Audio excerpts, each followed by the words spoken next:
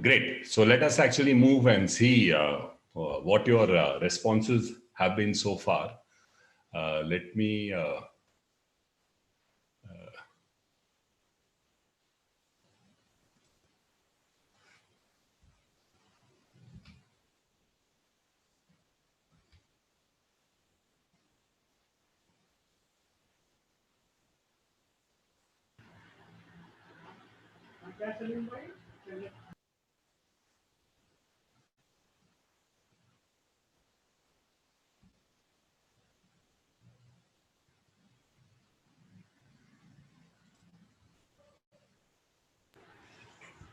okay.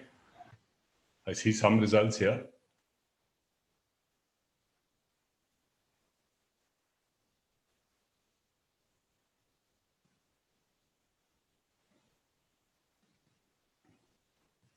Let's wait for a few more minutes.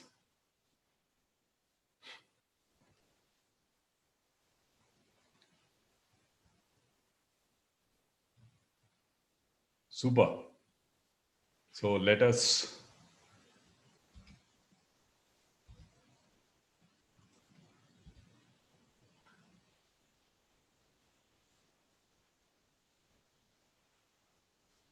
get to the next one. Sir, your presentation is not visible. Yeah. I'll just kind of. The thing is that if I'm at the place where this thing is visible is right at the top, and that kind of gets blocked by the top of the Zoom controls in the share screen. So that's why I have to basically, now I have actually become a bit wiser.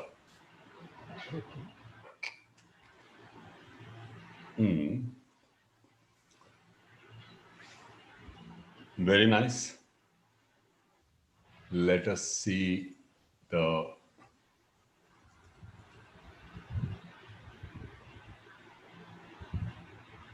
next result now. Still can't see that there. Just a second. Just a second.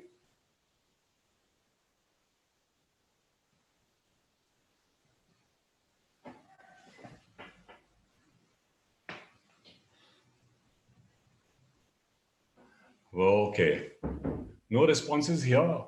It's not visible there, or this was a simple yes/no response. You just have to click on the agree or disagree. So thumbs up is that you agree, thumbs down is you disagree.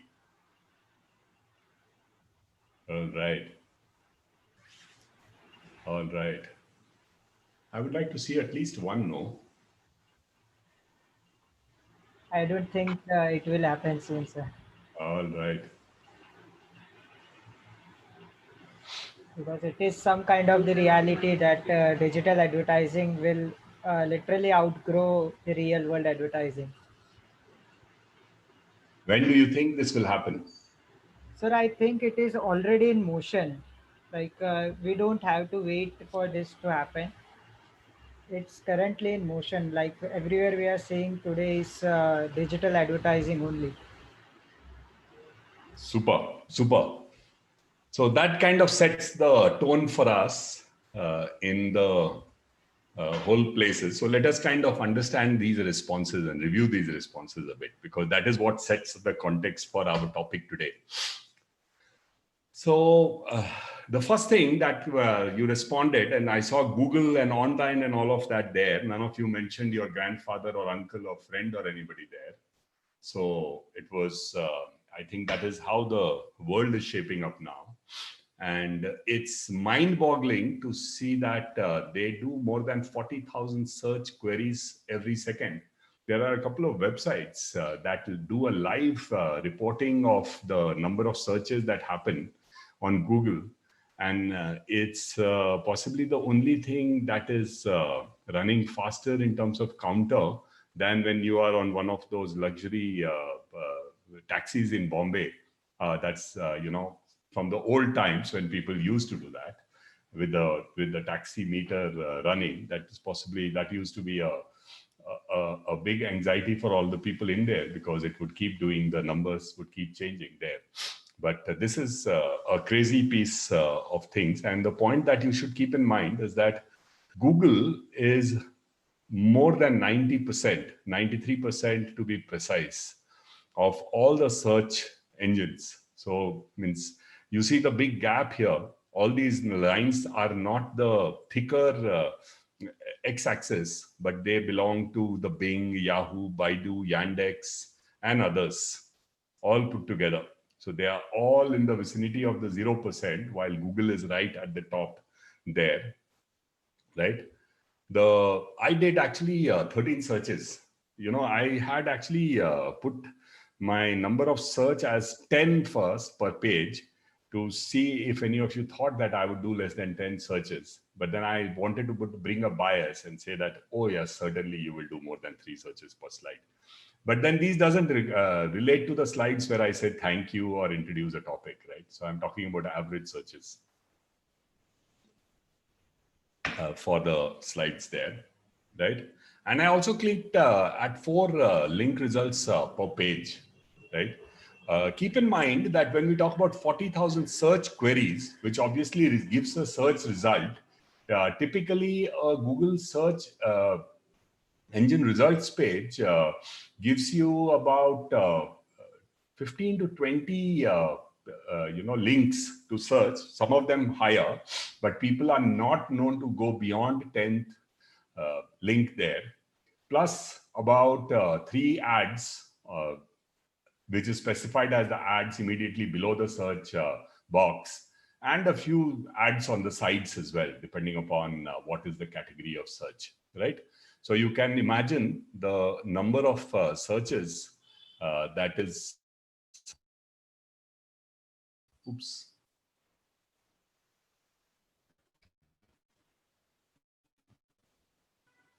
I'm sorry, I have a blank screen here. I'm wondering what has happened.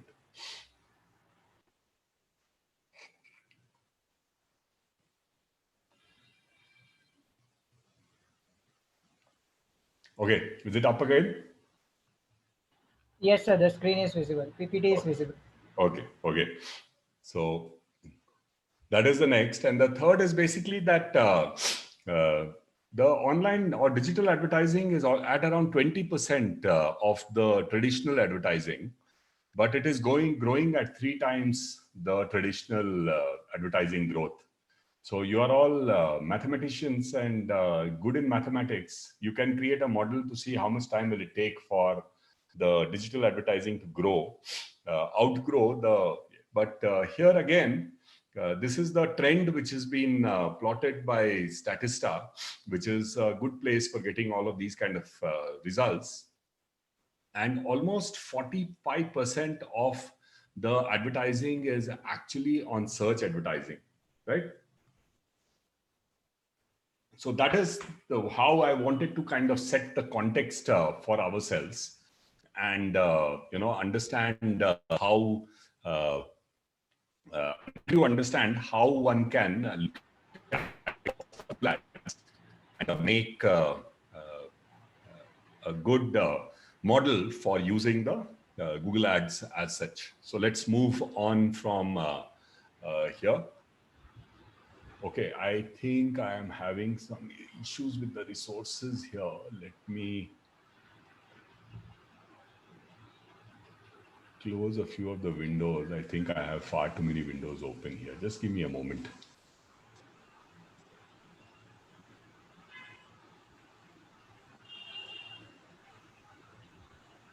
Sir, your screen is visible. Kindly just stop sharing.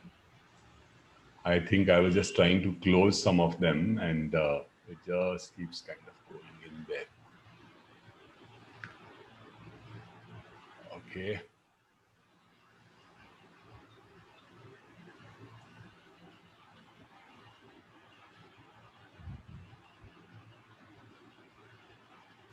I'm just getting the screen giving me the thing that it is low on resources and it will be unstable. Sir, just share your PPT with me via Arun, and I'll share the screen.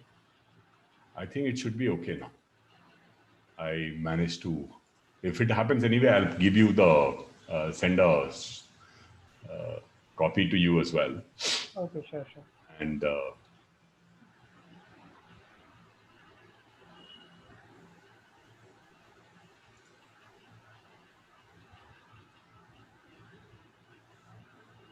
let me do that on the background while I don't. Sir, your screen is visible other than presentation. Okay, Yes, yes. Now the presentation is visible.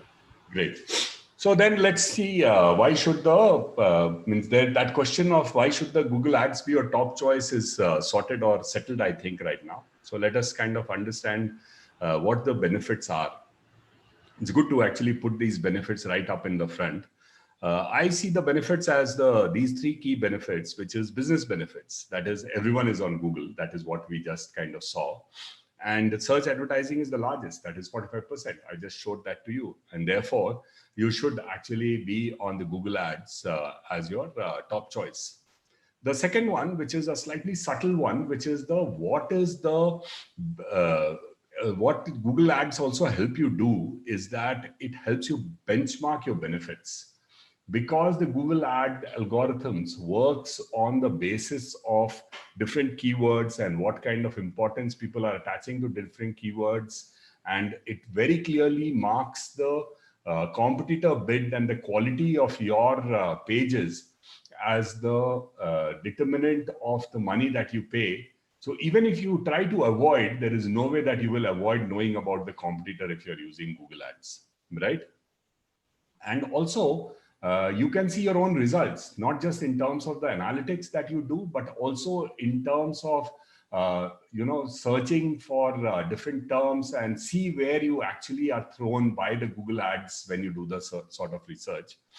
And the last but not the least is the social benefits. Google, to me, is actually if you look at the oil as the data as the new oil, then the Google is actually the complete back end of the oil processing, right from the exploration to processing to distribution of this particular oil.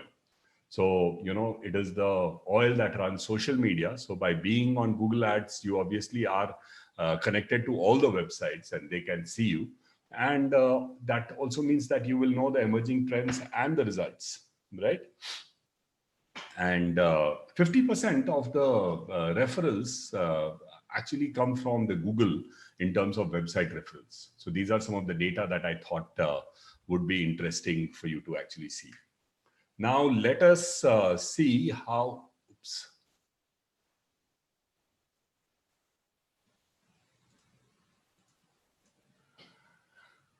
Give me a moment. What is happening? I can't understand why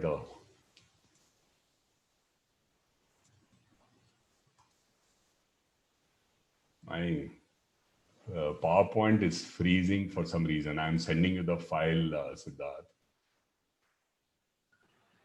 Sure, sir, sure.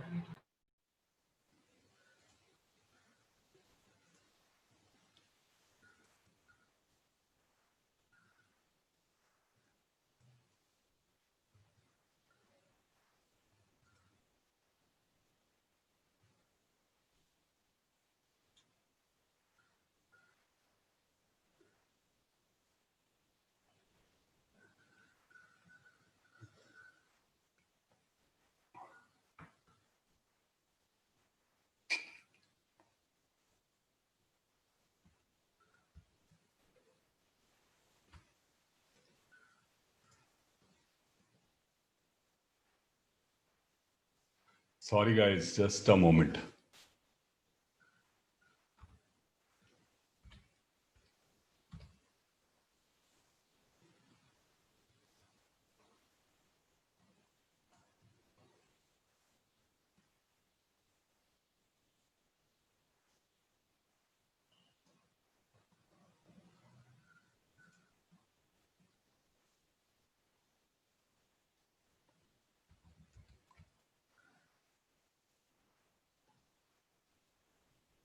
I have also sent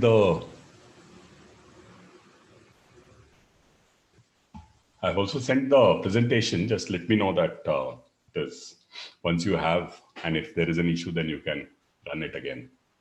I had to relaunch my So let us now get into the original version of the Google Ads, which was the AdWords, and understand how that works. This is just a brief, and I kind of presume that most of you already know about this particular process. You know, how does this auction work? It's a very simple process where you basically bid for a particular keyword, and depending upon your quality score, you get an ad rank. And that ad rank actually decides who will basically get the ad for that particular word in terms of the position on the search engine results page, right? And the money that you pay is not the money that you bid, but it basically is the ad rank divided by your quality score plus just a 0.01 cents, right? So if you see the person who actually bid $2 ends up paying 1.61, which is always going to be the lower than your maximum bid.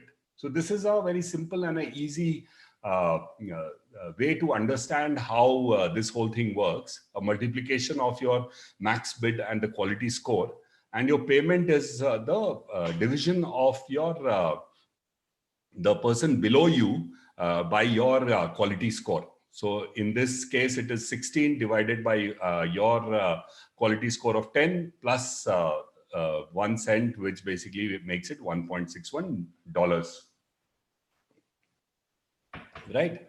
Now, in terms of some more details of what needs to be done into leveraging this Google Ads process itself, these are the three critical things that one needs to keep in mind, which is that you need to kind of create targeted ad groups. So it is not just a use of a particular keyword, but a group of word which signifies the word that or the term that you want people to search. So I've given an example of, let's say that we are talking about thinking about gifting caps, and we want to search which is the place or rather we want to put an ad for people who are searching for gifting caps. So what we would do is that we will actually look at two ad groups, corporate gifting caps and souvenirs, and use them as our parallel sort of ad groups, and use some sort of a semantic group around that keywords. So good quality caps, good quality price combination caps, branded caps, and those kind of things, which basically makes, but do not go beyond 5 keywords in terms of creating this targeted ad groups. Then we do a targeted, A/B testing of the ad copy and see things like the impressions, clicks, and conversions that our groups are actually giving, and also the ad copy that we have done, and use the conversion rate versus click-through rate as the basis. Conversion rate is always a better option to look, because that is actually translating straight into results.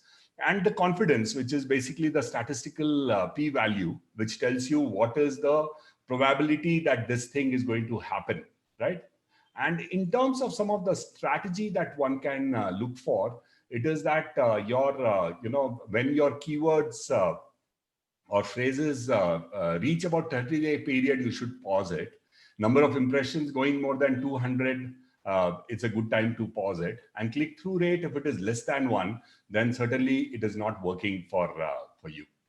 And the cost per click for your the search engine results page bid estimate, average position. So what you do is that anything that gives you an average position from the estimates of the Google AdWords itself, anything that is higher than 1.8, you should be happy with that. And if your quality factor is less than 4, then the cost of your the total cost of or rather your ad rank is going to be clearly impacted.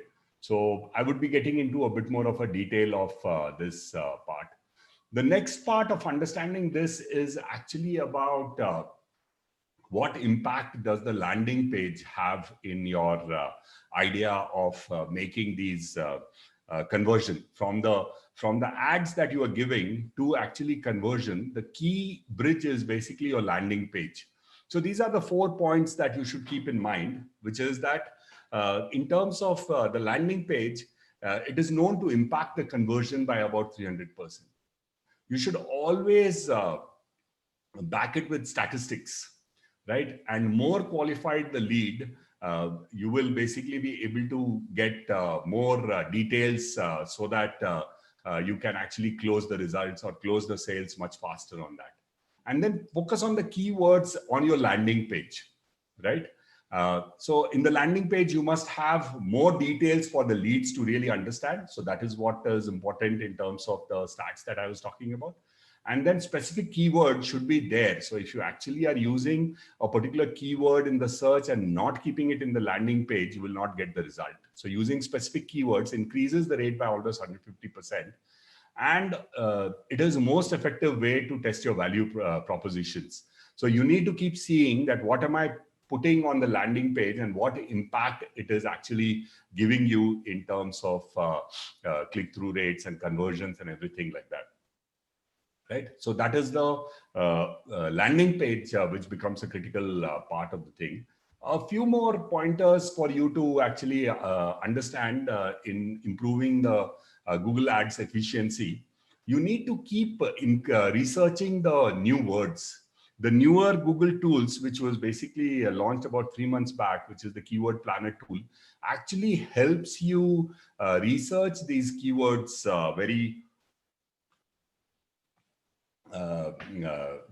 exhaustively and help you understand the bigger phrase, the categories of phrase, and helps you build your keyword in a more exciting and a more simplistic sort of a manner. Then the search term report. That is basically, you need to do a analytics backend search of saying that what are the terms which basically got people to your site on the search, and understand the value of those words from the groups AdWord groups that you have created. This is something that people are talking about again and again. More than 60% of searches are now coming from mobile, different kind of mobile devices or non-PC kind of searches. And you must optimize your website for mobile usage.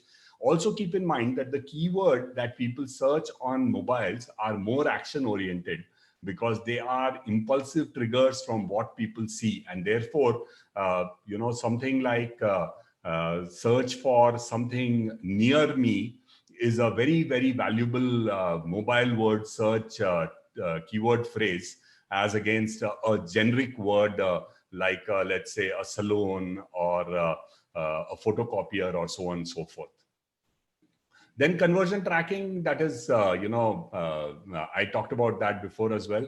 Remarketing is a very critical part as well. When I talk about remarketing, what I mean is that if you have got some leads, if you have got people who have come to your page and you have been able to collect some information about them, then you should try and engage them again and again, because they will possibly get you conversions more easily. Then in terms of the increasing your quality score, the landing page I told you about very clearly. And the next one is basically the relevancy factors, which is more around your landing page relevancy, keyword relevancy, offering relevancy, and a lot of other things here. The other thing that people miss is actually the use of YouTube advertising.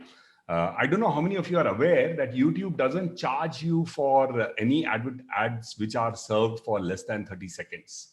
And therefore, it is perfectly good for you to get the message across in the top 5 seconds. And it is known that people actually skip when the chance of skipping is offered within the first 5 seconds. Most of the ads are skipped. So it is always a good idea for doing that.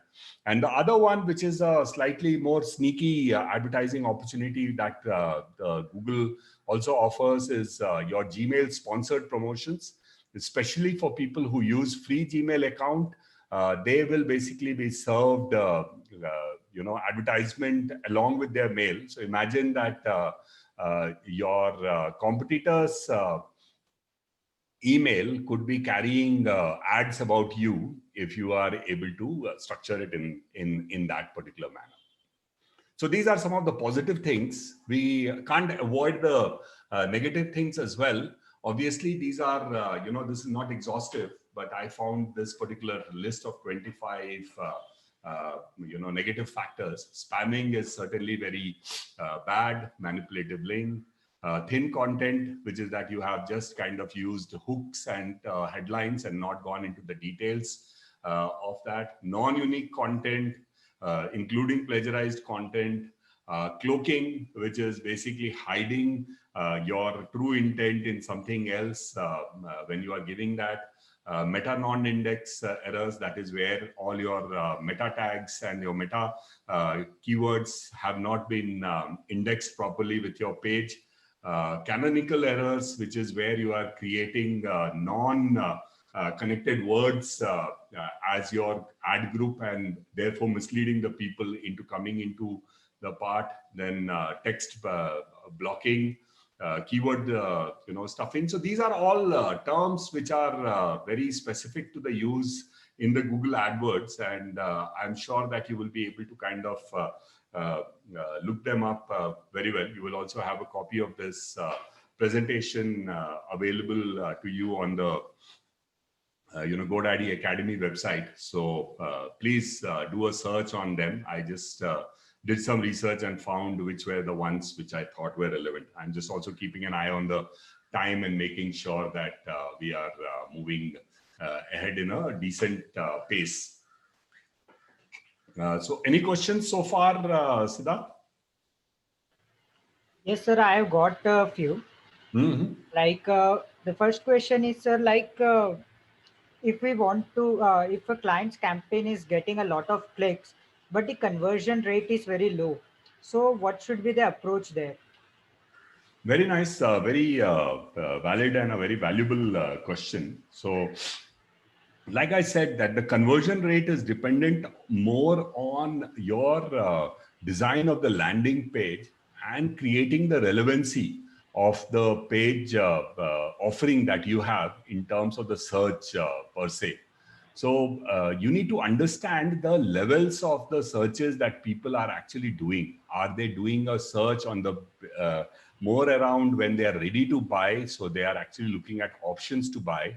They are doing a search in terms of reviewing or understanding the benefits of the products per se, or are they doing the search to get more of an academic idea and understanding of your product? The first one is where the conversion is most likely to happen, and you should actually pay a lot of attention to doing that. And the other part, which is very critical that I had mentioned earlier as well, which is the very simply put, it is the way that I have translated the search that the people have put on the search boxes to what they see on the page. If there is a mismatch between the two and you basically are linking your page to a keyword that doesn't really give them the results that you are talking about, then of course the conversion doesn't happen. And this will happen if you are not very careful in choosing your the keyword groups or tag groups, or if you are misleading the people by sort of giving them answers, or by asking them to come when you don't have anything to offer for the search that they have actually done as such. So does that give a view, give an idea of the answer, Siddharth? Yes, sir. It's perfect, sir. Perfect. Let's move on with the session, right? And we will take the complete Q&A session at the end. Sounds good to me. So let me, I would be talking about the budget in a bit. I thought that, I thought that I would basically take this time to introduce Shatakshi, who is there with us as a guest speaker. So Shatakshi, if you can come to, I'm going to stop the share here right now. Yeah, pretty quick there, at that. there you are. You're looking nice. Shatakshi is Thank just you. recovering from Corona. So please, I think she's done a fabulous job of both agreeing to come here as well as, being strong and courageous going through this. So good to see you here. Thank you so much. So just as a way of a quick introduction, Shatakshi actually is a IIM graduate, and she's been working in the space of digital marketing for almost a decade now. And she basically created a page called Confused Genius, and has her own digital marketing and firm by the same name today. She has been working with a lot of subject matter experts in specific areas, and she has about 45 clients specifically helping them with digital marketing. So I thought that it would be a great idea to bring her in and get some practical insights from her. And also worth mentioning is that she funds her own NGO, whereby she is working with underprivileged kids to give them a better shot at education. So that is something that I really admire about Shatakshi. And welcome to the session again. Thank you so much. Yeah, you appreciated me a bit too much. No, I think you deserved every bit of it. So let me, ask you the same question that I was asking the earlier expert as well, because there is something what I call as a evolved social media user, which you really are, having been both an active user as well as a digital marketer for a while. And can you share your experience as a user, especially what kind of changes have you been seeing in this space for the last 4-5 years? And more so, if you have any specific inputs on how Corona changed this. Well, honestly, I'm audible, right? Yeah, very much. Yeah. So the scene per se has changed significantly, especially if you talk about the past 4-5 years, and since Amazon got really mainstream and continued with their efforts and everything. So I feel that initially social media was just about where you would share some codes, just interact with the people or connect with people who you lost touch with like years ago. But now it's, I would say, not just that. I think it's no more interacting. It's the social media has essentially turned into something, it's all business now, even if it's those pages which share memes with people for the purpose of interaction. So even though it doesn't seem like they are selling something, but at the end of the day, they are also in the race of getting viewership and everything. I remember three years ago, how it used to be for Facebook, that if you create a page, so till the time you have touched the mark of 10,000, it wasn't taking you seriously, and you could say that. And there used to be a lot of organic growth as well. But I think since 2017 or 18, it has been such that even if you want to, have some organic growth on your page, reach out to the people who have been following you all this while, so you will actually have to pay for that. So I think it has all got monetized. That is one thing. And other than that, I feel that with the recent documentary that came up, Social Dilemma, I'm not sure how many of you must have seen it. So I still feel that social media is not the demon that it is made out to be, because it's actually putting us across so many things. So we had to, it has led to blossoming of so many businesses, and then digital marketing per se is a domain that has started. So I feel that there's a lot of good that this thing has done, and the way the evolution has been, it's pretty good. It started with a very basic interactive thing, and it has grown into a full-fledged phenomenon in itself. So so that's what I feel, that the changes have been significant, and every single day, every month per se, there'll be some new algorithm to work at. So it keeps you as a professional, it keeps you on your toes. So you have to you have to do your research well. You have to be sure of what new has come up. So I think, so the evolution has been significant, and it has been a very positive evolution per se, is what I feel. Super.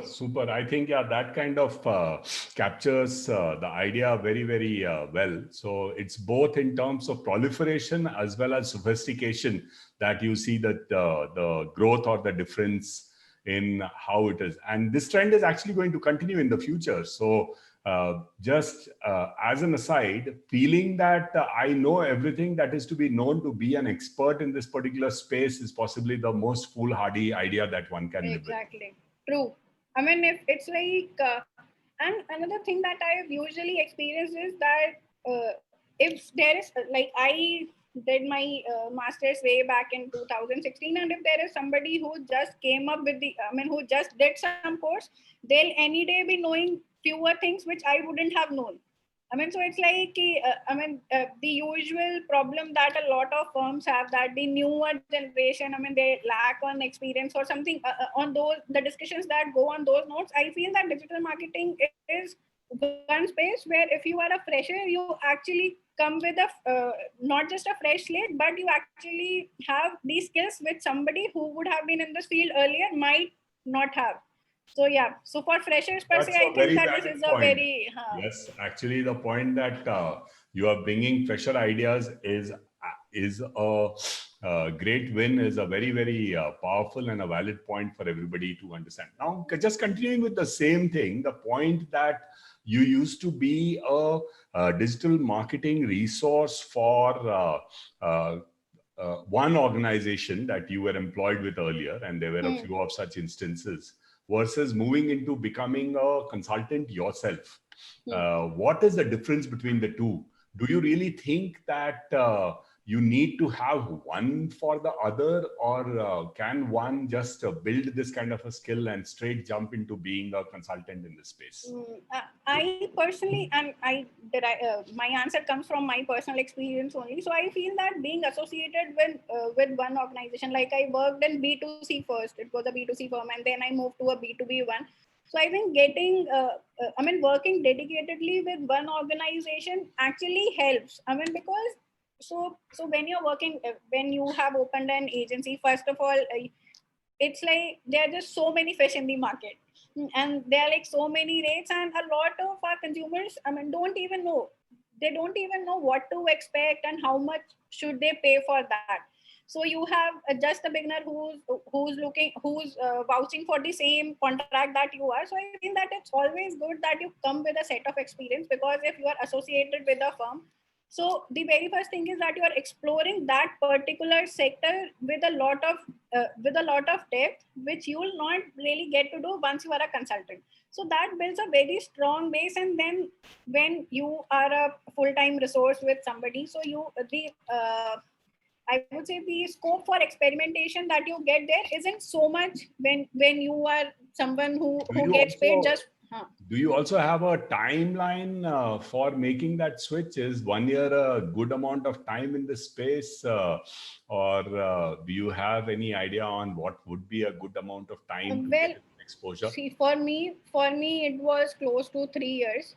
But if you are in a kind of job, like for instance, if you are in e-commerce, or if you are working for a, say, conglomerate where you get to experience all the different kinds of avenues within, I think 2 years is a good human expectation to have, because in 1 year it's I don't there might be people who could do that, but in my experience, I think 1 year would be too less to jump into your own venture, because first you also need to build your credibility, right? If you are just 1 year, you just have 1 year kind of, I'll be very honest, in Indian context per se, people still look at the number of experience you've added to your resume. So it's like, if you jump in the ground just 1 year, it's going to be tough in the beginning. You might be able to catch up, but I would say 2 is a good number to have. Super. So in terms of being a campaign creator yourself, if you can share an experience, especially around, some of the things like what are the skills required to be a good campaign manager, or a consultant for Google Ads, or be able to leverage Google Ads as a small business owner yourself. And skills like graphic designing, analytics, Excel, or any other thing that you feel are useful for being in this particular space. Okay. Yeah. So very first thing is that and that is something that I've always experienced. Never go for broad match keywords.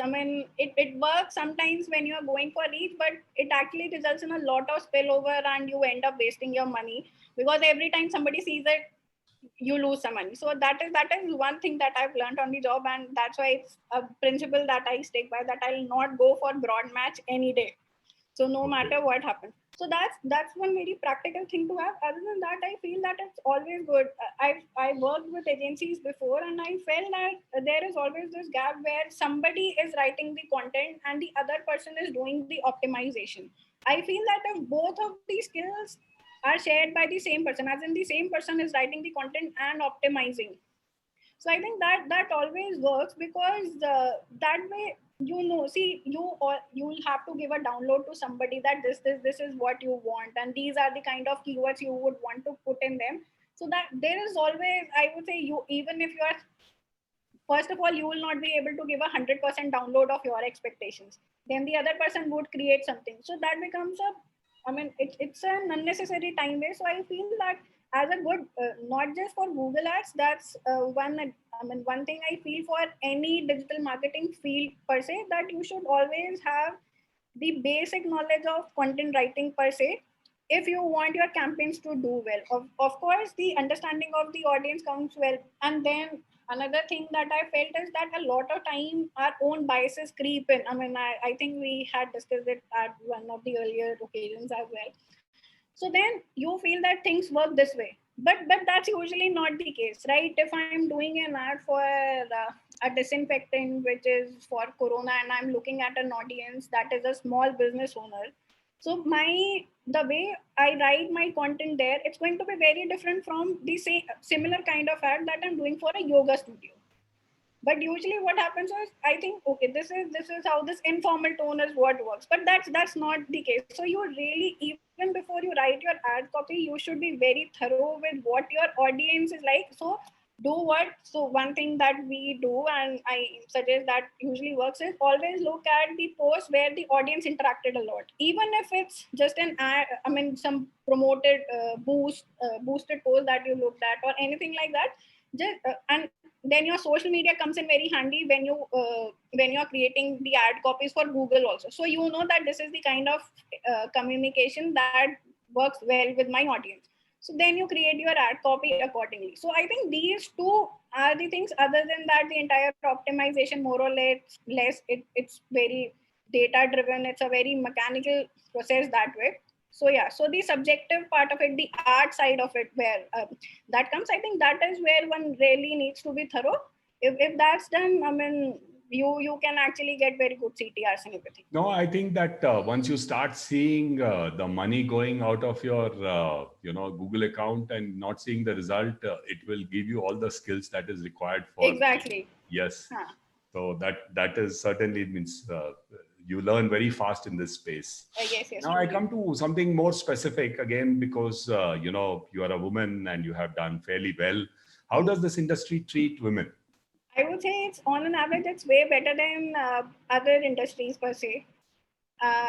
So yeah, that's been my experience, and mostly, I think people are pretty conducive, and it's pretty gender agnostic. They don't really bother as long as their work is being done, or you could say I've been pretty lucky. That could also be one of the cases.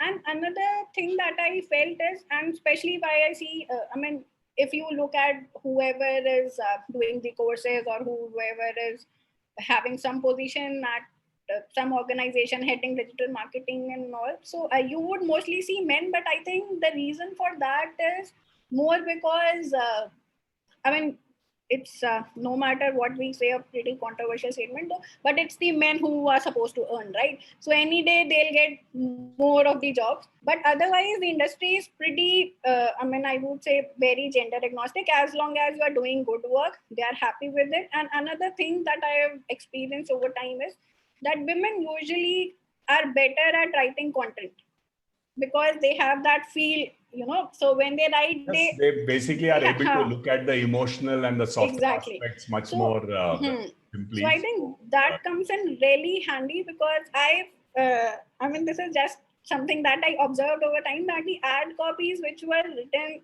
by the ladies in the team, they somehow struck a better chord, and even the way these women, they were able to visualize that what kind of creative would they want in the display ads, the kind of color. So I think the fashion sense per se that females have in general, so that comes in really handy when it comes to advertising in, I mean, be I it will your give social that to media or you, but ads. at the same time, I will tell you one more thing: is that it's a good thing not to paint in either ways. I Yeah, believe exactly. in real equality, because the moment you create an inequality on one side, the pendulum always swings on the No, other direction.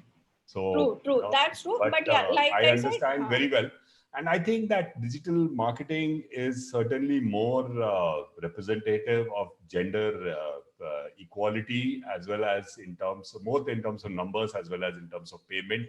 I haven't seen those kind of distinctions of women being paid less or women not being given. yes. Yeah, so I think that's a good one. But last but not the least, which is possibly a very relevant and valuable information, because a lot of the people who are there on the session today are certainly keen to make a career out of an area like that. So, how comfortable or how easy is it to really make a career in this space? Does it pay well? Can you live off being a consultant, or is this still just a hobby work? See, if the End question of is pocket money specific, work rather. if the question is specific to just one skill set, as in just a freelance in Google optimization or something like that, that I don't think would be a good idea. But digital marketing per se, as in the entire bit of it, or say content writing, because that also forms a very significant part of it, these two I feel are good enough. Yeah, and as a freelancer, it's easy to get projects. Of course, you will not be able to charge as much, and the incoming would be slightly less, and you will have to actually work a lot given how competitive the market is. But I feel that as a freelancer, you can actually make a decent living out of. So my idea, and especially how I started, also when I started. So the thing is that initially you focus on building the volume. So you, once you have so many names to show, then you can start working on the margins. So that is how it works, and at least that is how it has worked for me. So So I feel, how does a guy who has never done anything like this, who has gone through the basic program of running a Google Ads campaign, really get their first client? uh, for Google Ads, like I said, in specific, just being someone who knows about Google Ads isn't a good idea. I mean, I would say you associate yourself with a firm, because individual firms pay decent for somebody who knows just Google Ads. If you are in the freelancing market, you will actually have to have more than just that, because most of the times you will find that the firms who are looking for freelancers are either small businesses or they don't have those kind of budgets. Now, with a firm which has an advertising budget of 10,000, you will not be able to do a lot with Google Ads in the first place. You will end up exhausting the budget, say, within 2 weeks, and with no measurable results. So yeah, so just Google Ads, if somebody is thinking of freelancing with that, not such a good idea. But yeah, for digital marketing as whole, wherein you throw in some bit of other skills, whether it's your graphic designing or anything that to complement it, or just you can do some social media ads or social media calendar, those kind, or SEO. SEO again, it's a very good thing. No, you can just pitch in SEO plus Google Ads. At least, so what I mean to say is you will need at least one additional skill. Just Google Ads for a freelancer doesn't really make sense. Okay, super. Thank you so much. So, if you can, please hang around for maybe another 5-10 minutes, because we will Sure. have some questions. Uh, unless Siddharth has something specific that has come up in terms of questions, or we can just complete the last section, which is the budget, and then come back to taking questions for both of us. Yes, sir. We will take the question in the end only. Just first we will complete the slides. Super. So I'm going to go back to sharing the screen from where I had left.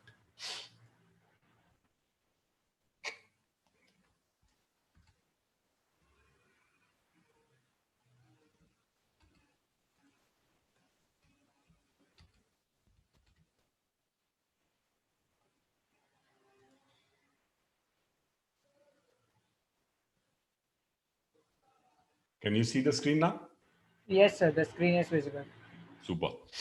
Great. So let me come back to the session. So the last part, which is basically the budget, I have talked about it in parts and pieces. Shatakshi talked about it as well. But these are some of the terms that one needs to keep in mind when creating the budget as such. What is called as the, the pay-per-click. That is, you pay for the each time somebody clicks on your ad. Then cost per click, where you actually are setting up a bid for the the clicks over a set of terms that we were talking about.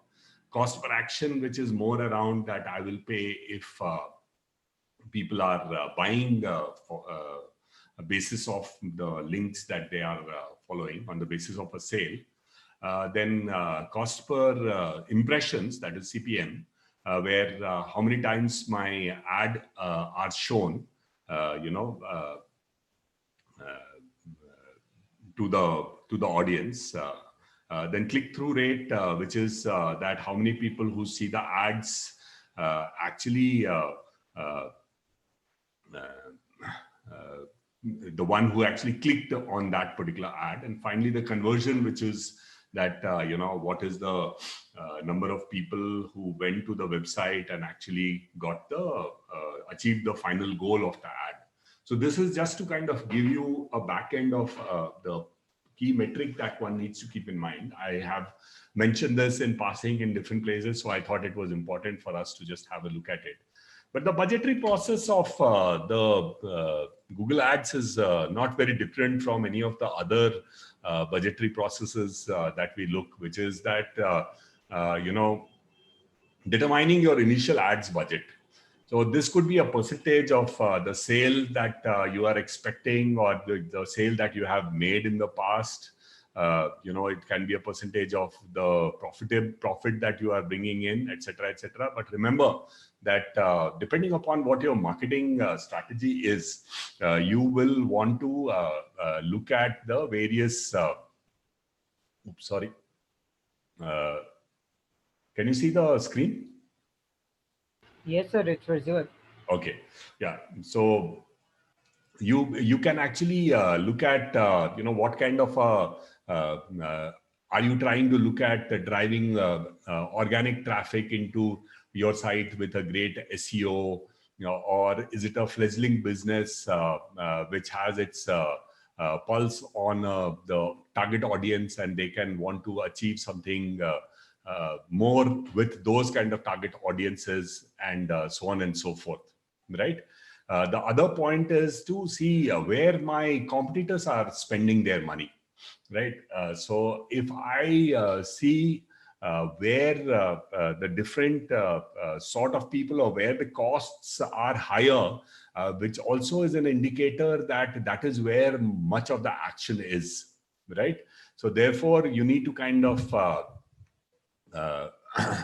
that is the way that you kind of find. And also how often or how much higher do you need to be ranked on your search engine results page for people to really click the ad. Means it is not necessary that people will only always click the first ad. If you have made your landing page, or if you have made your hook tagline more valuable, then you could also get results from that sort of a thing. Then what are the CPCs for the keywords that I am bidding on? So I can be a bit more means like what Shatakshi was saying, that I would want to avoid broader search terms, because it will lead to getting more people. Means quantity versus quality becomes the big sort of question there. So that is one of the thing. And it is important for you to really understand from the budget's point of view as to, are you looking at spreading awareness? Then obviously broad terms are much better, because you want more people to see that. But if you are actually looking at action, then you want to kind of look at this more clearly. So it's a combination of the traffic versus competition versus your sorry guys, commercial intent as such, right? And finally, your key performance indicators, which are the ones really matter to me. So if cost per action is your key performance indicator, then you basically base your budget on the basis of action. Google Ads metrics are huge in terms of giving you a complete lowdown on all these kind of metrics, and you should certainly look at that very closely to understand some of these sort of your ideas. The next one is basically how do I allocate the spend across different search campaigns, right? So this is very clearly in terms of the stage of your research. So if you are looking at top of the funnel keywords, which is where you are trying to grab the attention, you have you must allocate a certain budget for being able to achieve that as well, so that you are able to get more people to see your budget as well. Then you look at some of the branded keywords. Now, these branded keywords, though it is contested quite a bit in terms of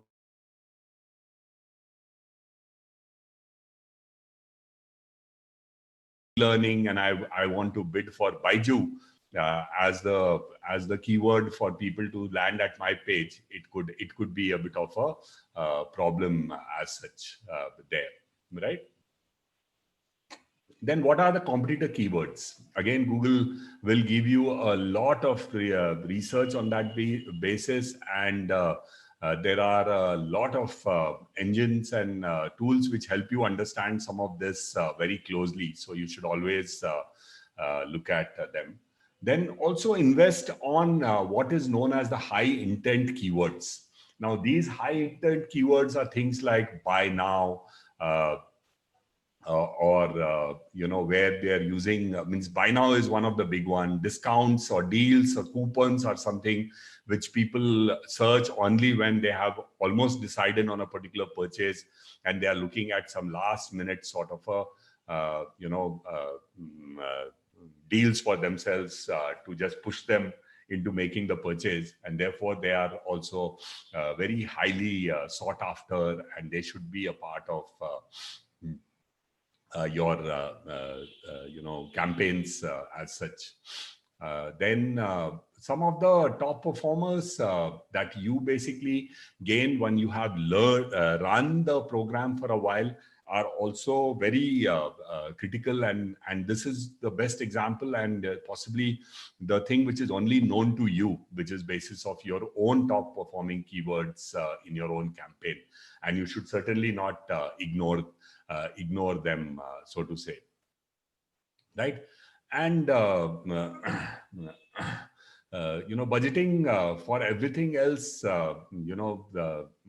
just kind of give you a bit of an idea in terms of let's say the display location. Where are you basically positioning that particular display of the ads? That takes some part of your thinking. Remarketing, I told you about that in the beginning as well. You must keep some budget for and it is an essential component of Google Ads. An easy way to determine if your initial budget conversions were good enough to show that you can get returning site visitors from that sort of a part. And other thing is that you also have a lot of other platforms. So when you are budgeting for Google Ads, please make sure that you do not ignore the other ad platforms as well, because I don't know how many of you have been following the fortunes of Google as such, but Google has in the last quarter for the first time seen a drop in their growth numbers. And both Facebook as well as Instagram have shown an improvement in, including in fact even LinkedIn, which have shown an improvement in terms of the areas where people actually search. So these are the key factors that I wanted you to understand from the process of budgeting as such. And if you have any specific questions, we will take that again now. The final part that I also wanted to talk to you about, unfortunately, I see that a part of this is not showing on the presentation. Let me just pull this back in here and see it shows. Yes, sorry about that. Is the presentation visible again? No, sir. It's your screen that is visible. Yes, now the presentation is visible. Perfect, perfect. So, there is something which the Google has introduced, like Shatakshi was talking about the fact that there are always new algorithms and new things which gets introduced. And there is something called a smart campaign that Google has introduced, and it is worth having a look at that. Here, I have just kind of taken the comparison that Google offers between smart campaign and the search campaigns on the bidding, extension, keyword creation, keyword editing, reporting, where the ads show and the landing pages. And they have tried to kind of, change from the old to new and try to bring some of the newer aspects of how to improve the impact and how to improve the conversion of the one which you are which is being looked at. And each of them, if you look at it closely, you will understand that they are moving it closer to bringing it towards the value of the campaign budget, rather than giving you everything for you to decide and manage at your end for doing that.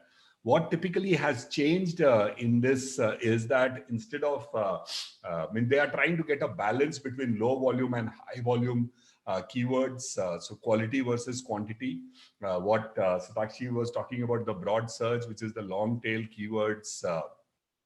So you basically need to understand and get deeper into the tail where the conversion is much higher, right? And only bid on what makes sense to your bottom line rather than bidding on the generic stuff.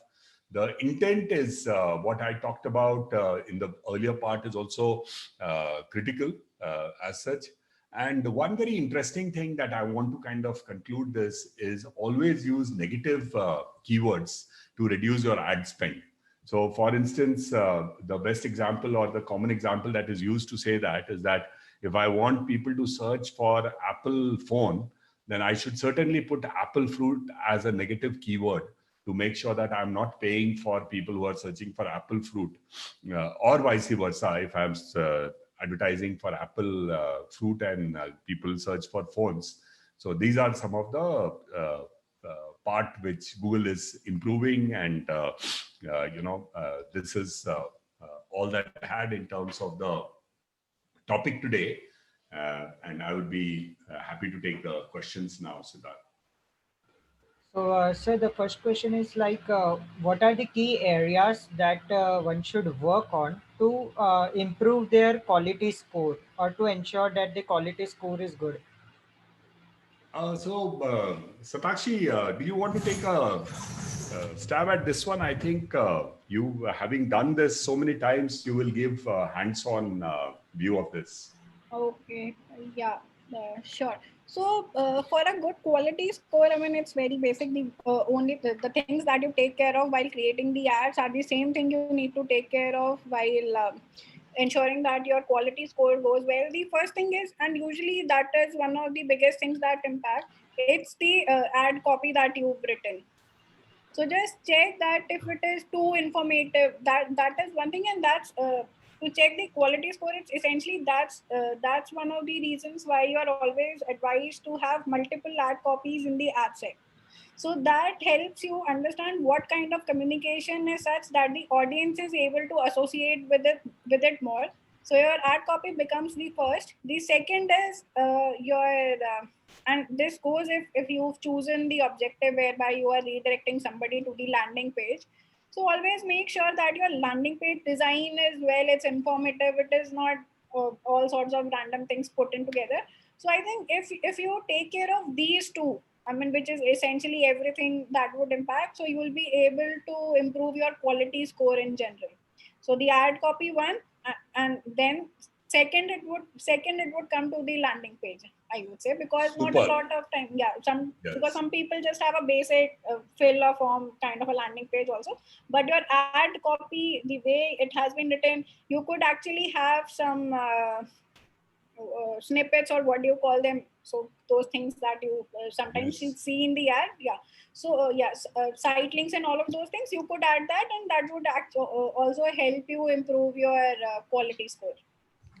Very nice. The only thing that I also, you have mentioned that before as well, Shatakshi, and I would like to kind of refresh the memory there, is that your quality score is essentially the alignment between the keyword that people are searching and the keyword or the content that you have put on the page.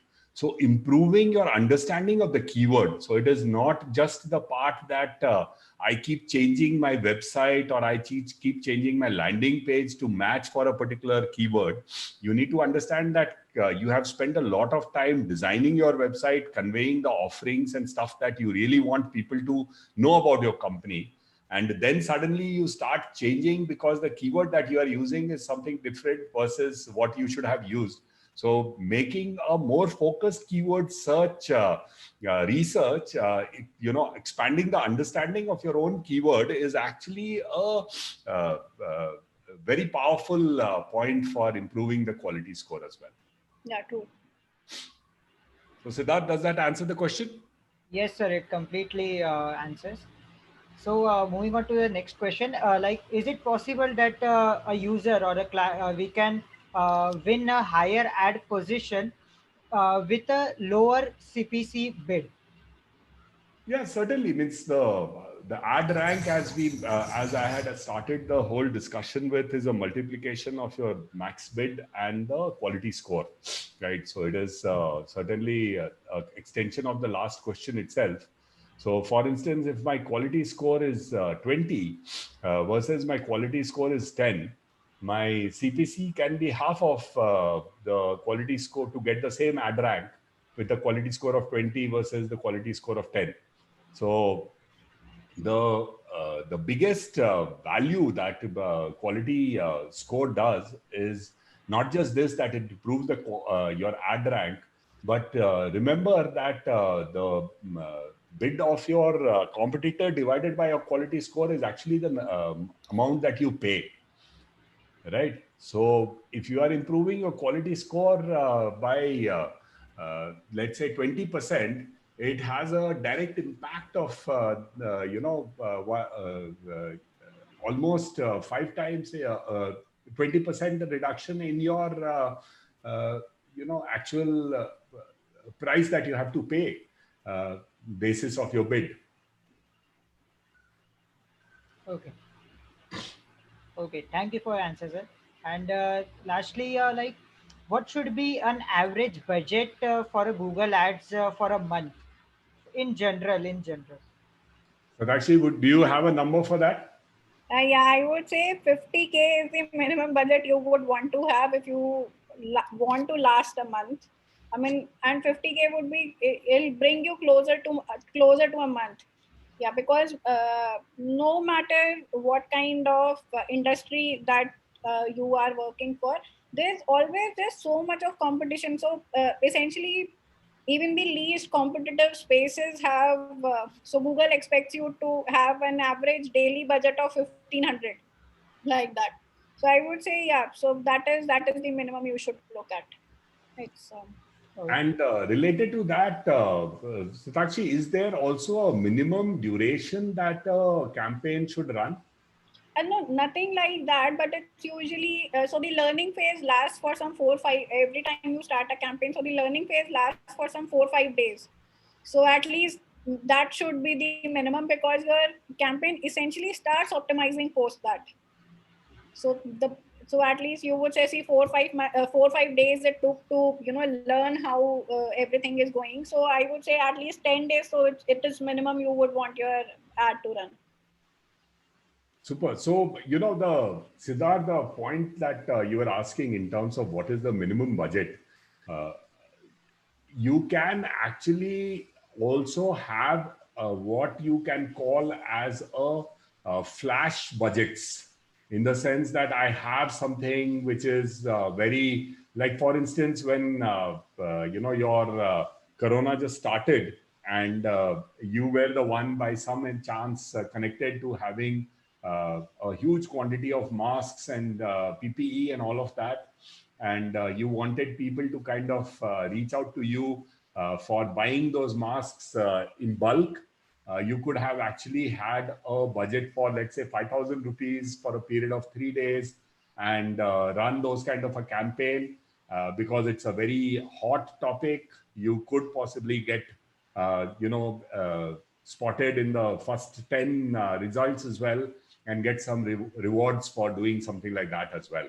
So it's also a question of what trends are in right now, which will tell you the value of the budget that you have. But if it is an ongoing thing, like for instance, a baby diaper that you are selling, then a long-term value of saying that at least a 50,000 running for months, which is where you want to be, because the moment you stop doing that, and if people are coming, means the diaper, I gave the example because there are always new mothers who keep coming and searching for them on a regular basis, and obviously your old customers are moving away as well. So you need to kind of be there for a longer period of time to make sure that people find you, and you get the stream of new customers on an ongoing basis.